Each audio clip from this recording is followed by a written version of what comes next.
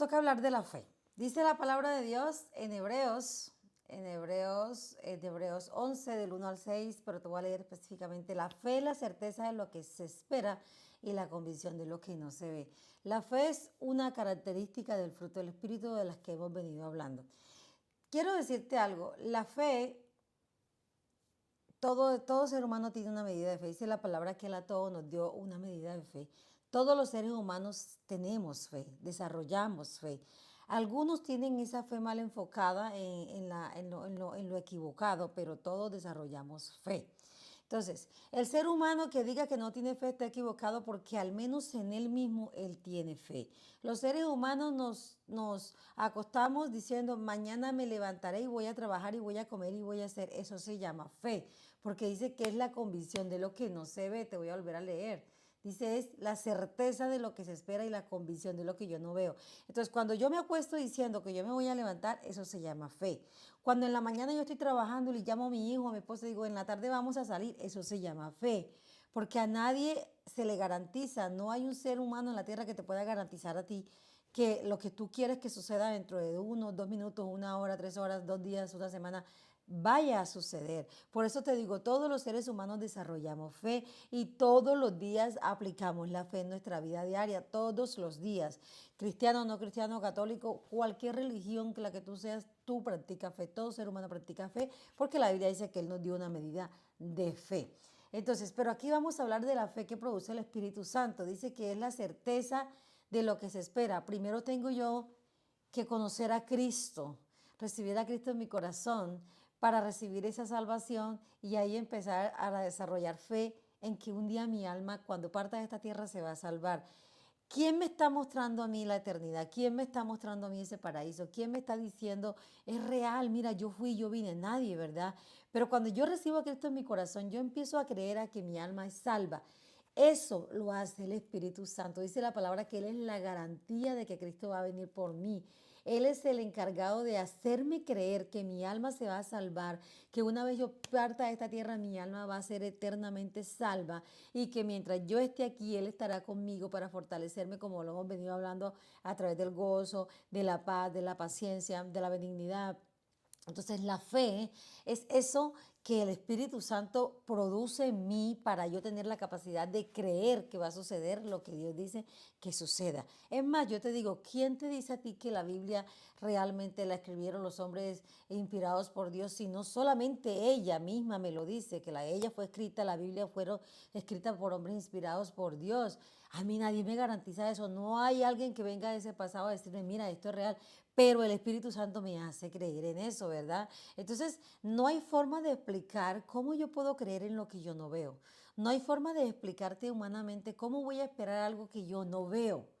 No veo, pero entonces ahí es donde vemos que el Espíritu Santo, Él es el encargado de darme esa capacidad de yo, con ojos espirituales, o sea, no viendo lo natural, yo puedo esperar algo más. Entonces, mira la fe, lo importante que es. Y ahí en Hebreos 11:6 dice, sin fe es imposible agradar a Dios, porque es necesario que el que se acerca a Dios crea que Él existe y que es remunerador de los que buscan. Este versículo es fundamentalmente muy conocido en la comunidad cristiana, ¿verdad? Y es necesario que, si tú quieres desarrollar una fe más profunda, de esa que da el Espíritu Santo, entonces tú tienes que empezar a creer que cada vez que te acercas a Dios tú lo vas a encontrar, que cada vez que tú lo clamas Él te está escuchando, que cada vez que tú te rindes a Él, Él está contigo. La fe nos da la capacidad de humillarnos a Dios, pero también de entender que Él nos cuida, que Él nos ama, que Él nos protege, que Él es nuestro todo. Mira, la fe para el cristiano es como el aire, como el agua. Si no la tengo, no pasa nada, porque es que a Dios yo no lo veo. A Dios yo sencillamente lo puedo ver a través de esa fe. Y si tú no desarrollas esa fe, no vas a ser imposible que tú agrades a Dios. Entonces, ¿por qué el Espíritu Santo tiene que ayudarnos a desarrollar esa fe? ¿Por qué su fruto tiene que producir fe en mí? Porque es la única manera de seguir creyendo en Dios. Es la única manera de seguir esperando a Cristo para que venga y nos lleve en ese rato que va a suceder. Es la única manera de creer que Él puede sanarnos, que Él puede levantarnos, que Él puede liberarnos. O sea, es necesario que el Espíritu Santo lo ponga en nosotros, porque sin fe no, nosotros no seríamos diferentes a los que no tienen a Cristo en el corazón. Entonces la importancia de la fe es de las más, de lo más necesario en nuestra vida cristiana. Aparte, la fe es necesaria para poder recibir las recompensas. Yo sin fe no voy a recibir recompensas. Dios me dirá a mí hoy, mira, el Señor te va a dar esto, te va a dar aquello, te va a dar aquello. Solamente a través de la fe yo lo puedo esperar. Recompensas, bendiciones, salvación. Entonces la fe no es negociable, no es opcional. La fe es obligación para nosotros. Ahora vayamos a la palabra mansedumbre, una característica más del fruto. Te voy a buscar el significado de la palabra mansedumbre en un diccionario tradicional. Dice, la mansedumbre es una actitud mansa, tranquila u obediente, y también se refiere a la condición tranquila y apacible de algunos animales y elementos de la naturaleza. La mansedumbre implica una gran fuerza interior, capaz de controlar los impulsos más elementales del ser humano, como la violencia, el egoísmo, la arrogancia. La palabra proviene del latín. Bueno, ahí no voy a seguir. Entonces yo te quiero leer ahora aquí en Números 12 y te quiero poner un ejemplo muy bueno de alguien que fue manso. Ustedes se acuerdan de la historia de cuando Moisés dice que salió un día del palacio y fue a la zona donde estaban todos los esclavos del pueblo de Israel, y vio cómo, dice, un hermano maltrataba al otro hermano, y dice que, perdón, él vio que un egipcio maltrataba a uno de los judíos, y dice que Moisés se encendió en ira y mató al egipcio y tuvo que salir huyendo. Entonces imagínate un hombre que sale del palacio y ve esta escena, y en vez de coger y apartarlo o algo, lo primero que hace es reaccionar y matarlo. Me muestra que era un hombre muy violento, era un hombre capaz de hacer y deshacer, ¿verdad? Aparte que tenía autoridad para hacerlo. Sin embargo, en número 12, el versículo 3, te voy a leer desde el 1 para que entendamos un poco. Dice, María y Aarón hablaron contra Moisés a causa de la mujer cusita que había tomado, porque él había tomado a mujer cusita, y dijeron, ¿solamente Moisés ha hablado a Jehová? ¿No ha hablado también por nosotros? Eso es otra historia hablando de los celos de esta gente. Y los oyó Jehová. Y mira lo que dice el versículo 3. Y aquel varón Moisés era muy manso. Y no solo muy manso, sino que dice, más que todos los hombres que habían sobre la tierra. Entonces, explícame cómo un hombre que a la primera reacción de violencia que vio en otro, él reaccionó con una violencia más fuerte, matando a un egipcio por estar golpeando a uno de sus hermanos judíos. Ahora el Señor lo llama el varón manso, y más manso que todos los hombres sobre la tierra. Acuérdate que para esta época ya Moisés había durado 40 años en el desierto trabajando con su suegro, y fueron 40 años donde quizás Dios procesó su carácter, cambió sus carácter, su fuerza interior, su mentalidad, renovó su pensamiento, al punto que ahora él estaba enfrentándose a María y a Aarón, que estaban hablando en contra de él, diciéndole, pero ¿cómo así que Dios habla solamente a través de Moisés? ¿Acaso también a través de nosotros el Señor no puede hablar? O sea, estaban enojados porque Moisés era líder, ellos también como que querían ser líder y diciendo que Dios hablaba a través de ellos. Mire, si Moisés hubiese estado en la condición en la que estuvo 40 años atrás, allá en Egipto, yo creo que acaba a Aarón y a María, ¿verdad? Pero no, él no reaccionó de manera violenta, sino que dice la palabra que como ya era manso, ya era manso. Entonces, ya vemos un hombre que no reacciona de la misma manera, ni con fuerza ni con violencia, ¿verdad? Como habíamos leído ahorita, ya era capaz de controlar su arrogancia, su rabia, y ya ni siquiera capaz la sentía, capaz ya él entendió que ya a Dios no le agradaba y la soltó.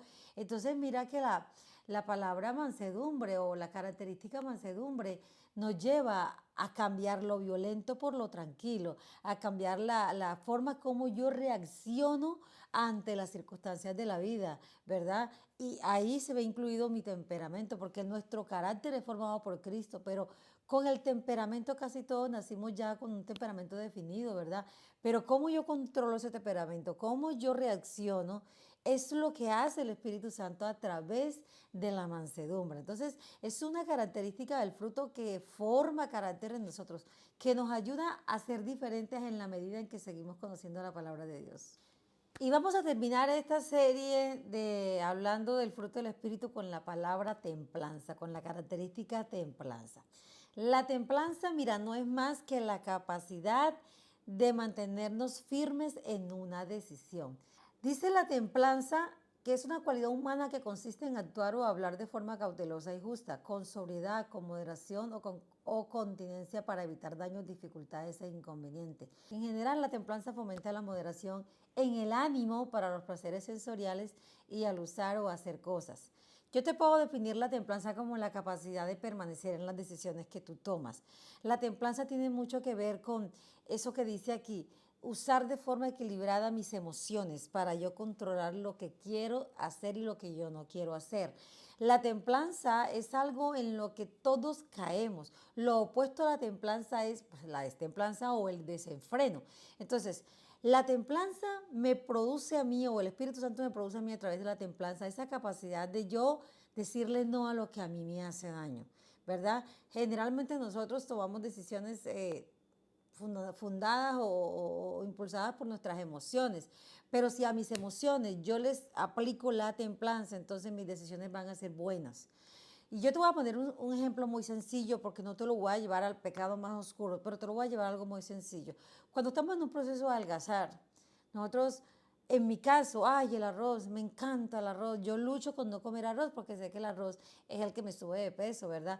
Y digo, no lo voy a comer, duro 3 días no comerlo, luego al cuarto día una comida con carne sudada, con un delicioso arroz, unas tajaditas, una ensalada. O sea, no se puede comer carne sudada sin arroz, es lo primero que yo me digo y termino comiéndome el arroz, ¿ve? Pero si en cambio de yo castigarme diciendo no comas arroz, no comas arroz, porque parece que eso me lleva a comerlo más, empiezo a reducir la medida del arroz.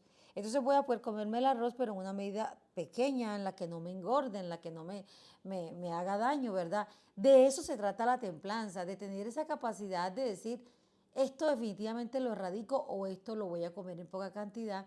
Y lo mismo para las demás cosas. Esto no me conviene, yo decido no hacerlo. Entonces la templanza me da la capacidad de decir no o de decir sí ante la circunstancia en la que yo me encuentre, la capacidad de permanecer en esa decisión. Entonces la templanza también me da la capacidad de ser disciplinado, de ser constante, porque si la templanza me ayuda a yo permanecer en un sí o en un no, entonces yo voy a ser una persona que voy a empezar a tomar buenas decisiones, a no dejarme influenciar por el sistema del mundo, a no dejarme influenciar por amigos que me quieren llevar a malos caminos, a no dejarme influenciar por el temor que hay en el mundo, ay, que hay caos, que esto. Mira que la templanza la practicamos todos los días de nuestra vida. La templanza no es algo que solamente practicamos en una sola área, en todas las áreas de nuestra vida practicamos la templanza. Pero si no está respaldada por el Espíritu Santo, entonces no va a haber templanza en nosotros. Vamos a ser personas que hoy decimos sí, mañana decimos no, refiriéndonos a la misma circunstancia o a la misma decisión que tenga yo que tomar. Hoy sí voy a buscar de Dios, no, mañana no voy a buscar de Dios. Hoy sí voy a la iglesia, mañana no voy a la iglesia. Hoy peco, mañana no peco. Hoy no peco, mañana sí peco. Entonces, el no desarrollar templanza, el no pedirle al Espíritu Santo que nos ayude a desarrollar templanza, nos va a hacer personas volubles, personas que hoy pensamos de una manera y mañana pensamos de otra manera. Entonces, mira que las características del fruto del Espíritu Santo, todas son necesarias en nuestra vida. Entonces, todas las características del fruto son necesarias en nuestra vida. Yo te dejo este pequeño estudio porque realmente no es tan profundo, pero la idea es que lo pudieras comprender de una manera sencilla, sin tanto griego, tanto hebreo, tanto estudio que a veces ni entendemos. Por eso te lo quise llevar a lo práctico, para que veas lo necesario que es el fruto del Espíritu de nuestra vida, lo que nos ayuda, la necesidad que tenemos de vivir con el Espíritu desarrollándose en nuestra vida. Entonces espero que esta pequeña serie de estos videos te haya servido para empezar a anhelar el Espíritu Santo que se desarrolle todos los días en tu vida. Empezar a darle la importancia que Él debe tener en tu vida.